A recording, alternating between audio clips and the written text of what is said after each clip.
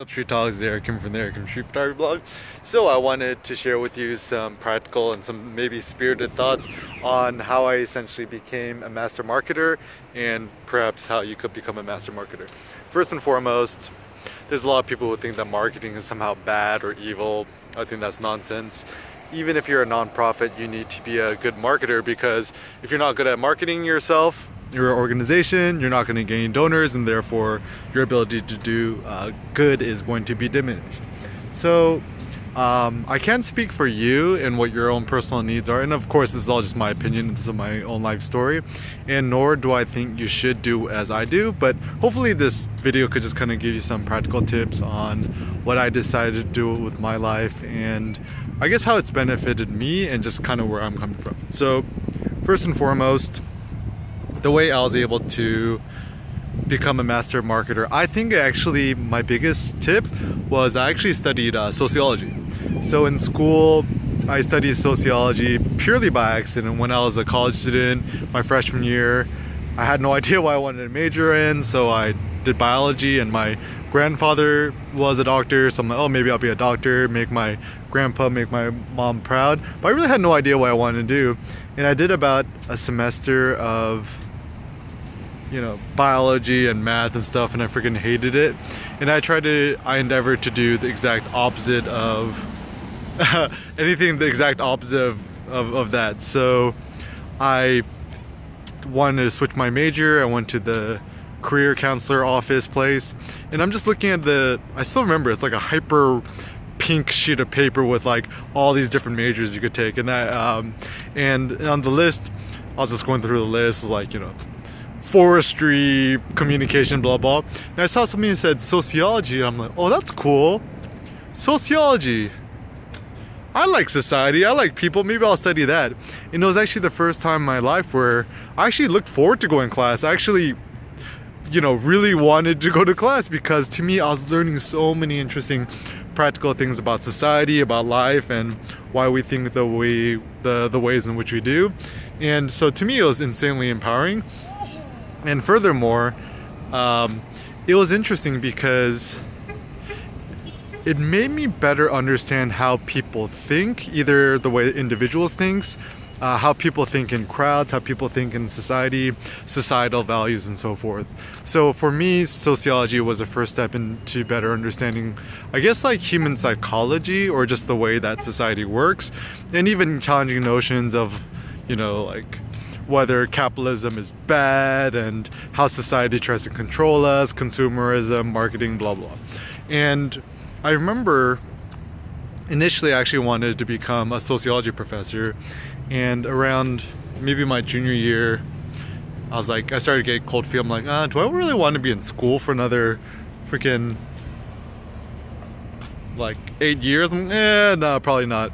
And this is where I'm so grateful for Cindy, is that she got this email thing that said, oh, do you want to do social media as your career, blah blah, make Facebook your career? I'm like, oh, that sounds kind of cool. So essentially I ended up interning for this social media company, and that's where I learned a lot of my things. And the way I initially sold myself to get the internship was kind of cross-pollinating my interest of sociology and marketing, because through sociology you're able to understand how better groups and people interact and behave, and thus this is the ultimate thing you could learn in marketing, is how to promote yourself, how to brand yourself, how to differentiate yourself, and also kind of get into the minds of the other person. And probably one of the most useful things I learned from sociology and psychology is just the simple ability to put yourself in the shoes of others, because once you could put yourself in the shoes of others, then you could actually really create some sort of marketing material, or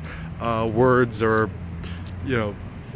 concepts or notions which will actually appeal to other people, and therefore better build trust, to build your reputation, sell your products, sell your services, and so forth. And I would actually have to say, with all marketing and branding and stuff like that, it all just comes from trial and error. I think the French call it bricolage, which essentially means do it yourself. It's just learning through trial and error. And even now, I'm let's see, I'm 30 years old. I started when I was around like 20, 21. So I almost have nearly a decade worth of experience in this thing. And I still feel like I'm constantly learning. But I think also a practical tip is always be suspicious of what other people say, how they're able to get successful, because just because it worked for somebody else doesn't necessarily mean it's going to work for you. Anyways, and of course, if you're watching this, you're thinking like, oh, Eric Kim just told me to ignore everybody else. Should I also ignore him? Yeah. So I also encourage you to be very skeptical and doubtful of what I say and kind of ignore what I say, because this is all just my opinion. But anyways, moving forward, and what I learned is, honestly, one of the best ways to market is to create information, to create substance, to create blog posts, videos that you yourself would like to watch. Now, I don't know about you. Like, when I used to read a lot of blog posts and stuff like that, I like reading tip articles because they're short, they're to the point, and this is actually kind of something that a lot of people will disagree with me, but I think that, okay, so this is my thought. All knowledge, wisdom, information, it's all subjective. And therefore, I like the idea of people just giving tips, because tips are, it's kind of nice, because with a tip, it's like either take it or leave it. It's not like people trying to shove their opinion down your throat. If someone's just giving you tips, they're just like, hey, this has worked for me and this is a tip, but it may or may not work for you. And I kind of like the idea. So anything, generally speaking, if you want to promote yourself, writing tip articles or tip videos and stuff like that, I actually think it's really wise. And also, furthermore, if you want to create a tip, anything, you need to really distill your knowledge, your wisdom, your experiences into something that's short. And even my best friend Horace, the Roman poet, says in his Ars Poetica thing, he says, whenever you give advice, be brief. So the nice thing with tips is that you're able to be brief. You get down to the thing. It's kind of almost like an aphorism, is you take knowledge and ideas and wisdom and you distill into a single small point. And also, I think the big thing about marketing is you cannot be shy. With marketing, you're putting yourself out there, and to be honest, I think 90% of marketing entrepreneurship is just having guts. It's having the personal courage to put yourself out there and to also expose yourself to the attacks of others. Because you put yourself out there, of course there's going to be a ton of people out there who disagree with you, who end up not liking you. And that's totally fine, because I think everyone is entitled to have their own opinion. Everyone is entitled to, dislike. I mean, there's a ton of people out there that I don't like, but I mean, this is just me speaking for myself, is I've, like, for example, if I watch a rapper's music video, I'm like, this is garbage, I just turn it off. I don't like leave a comment. And think to yourself, if someone is willing to go out their way to leave an anonymous troll comment on your YouTube channel or your website, your blog, it's like, does people have anything better to do? Anyways, I'm kind of getting besides myself. So generally speaking, with marketing, you kind of need to have self-confidence in yourself.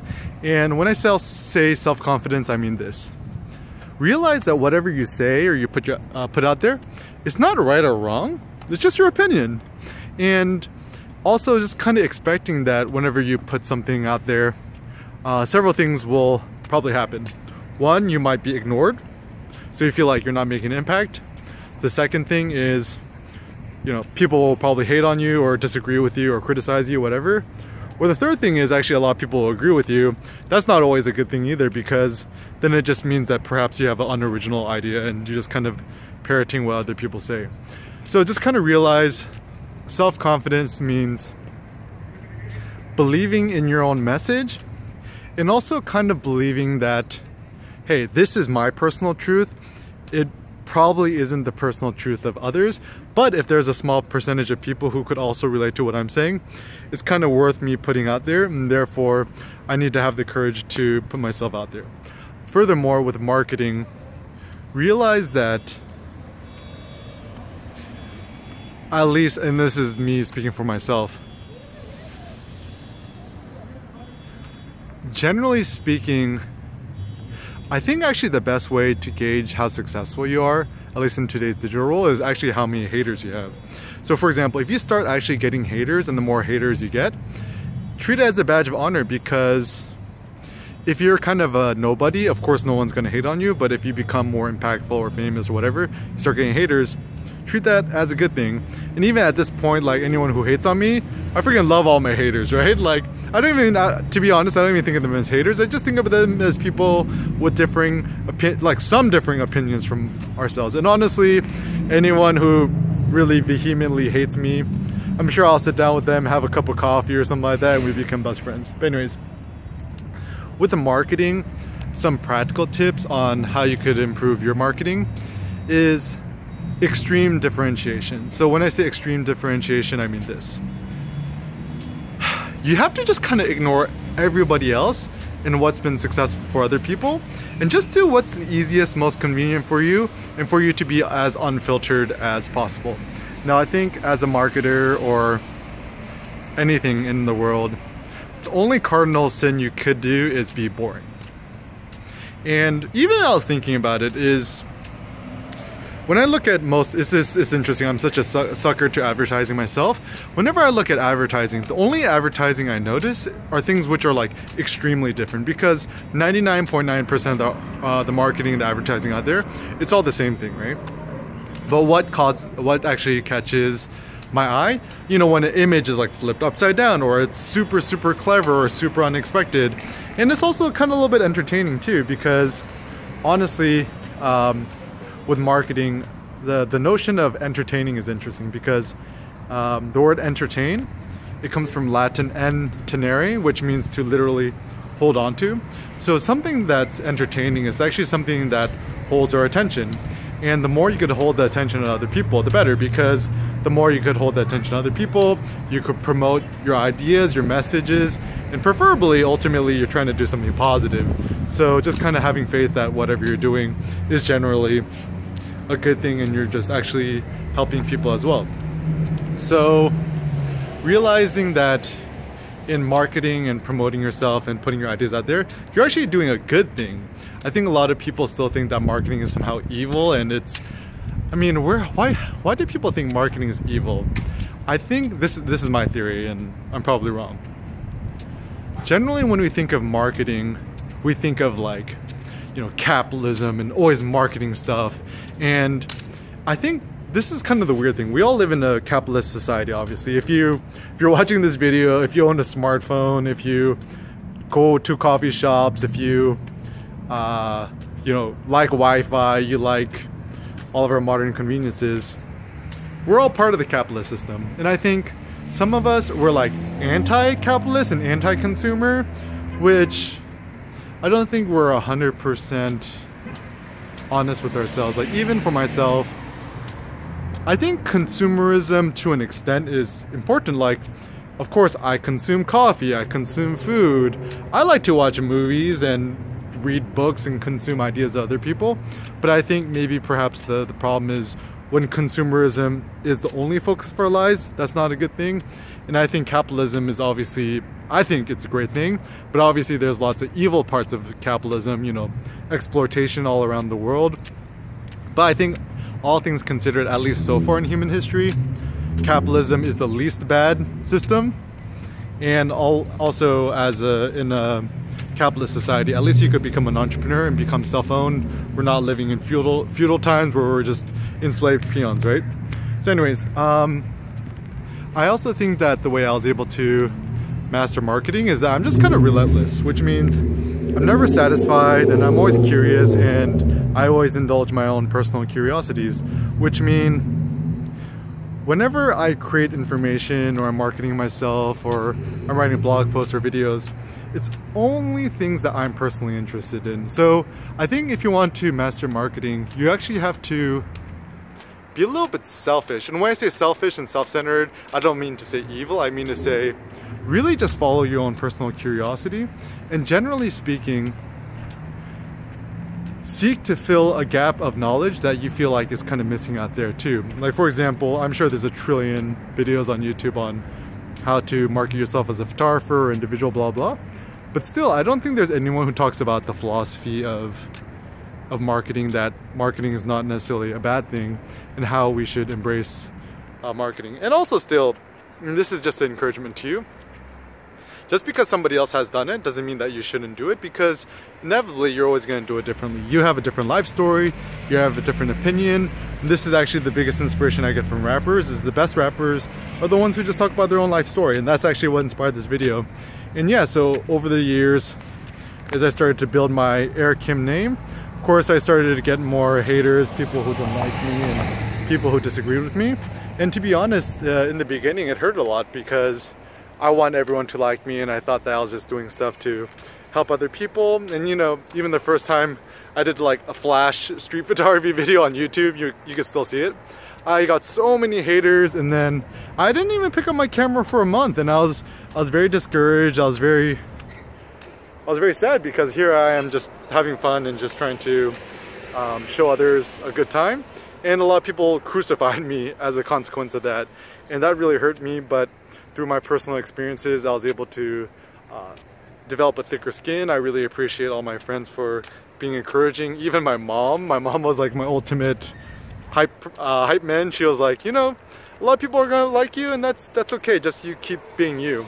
And so I think in terms of really becoming an ultimate marketing master is essentially to never give up. I mean, the best brands, the best company, the best individuals have stayed prolific forever. And even in terms of like music and artwork, I'm less interested in the people who put out big hits. I'm more interested in people who are able to survive and last a long time. So for example, Nas, Jay-Z, Kanye, Dr. Dre, Snoop Dogg, to me inspires me that they've been able to stay relevant in this rap game for 20, 30 years. And even when you're thinking about other people who inspired you in history, or other people who are notable, just think about people who have been able to continue to market themselves, continue to have faith in themselves, and keep pushing the limits. So anyways, marketing ain't a bad thing. Personal stories of how I became marketing, you know, kid genius or whatever, combining sociology with marketing, thinking about the psychology of it, putting yourself in the feet of others, honestly just ignoring everybody else, just doing what's most easy and convenient for you. Another thing too is being more personal and being more real and down to earth, not wanting to be super fancy and whatever. Fifth thing is always use your name whenever possible, so you know this video I was like, hey, what's up Street Talk, it's Eric Kim from the Eric Kim Street Photography blog. People know who Eric Kim is now. And yeah, so using your first and last name whenever possible. Also, probably the best way for people to discover you, make your own YouTube videos, own your own website, make your own blog posts. I generally recommend signing up a website blog with your first and last name.com. Bluehost.com is my recommended provider, and install WordPress.org. Start your own YouTube channel, and yeah, be relentless. When in doubt, produce more. Never have doubt in yourself. And if you have any other practical marketing tips, leave a comment below. Thanks a lot for watching, guys. Peace out.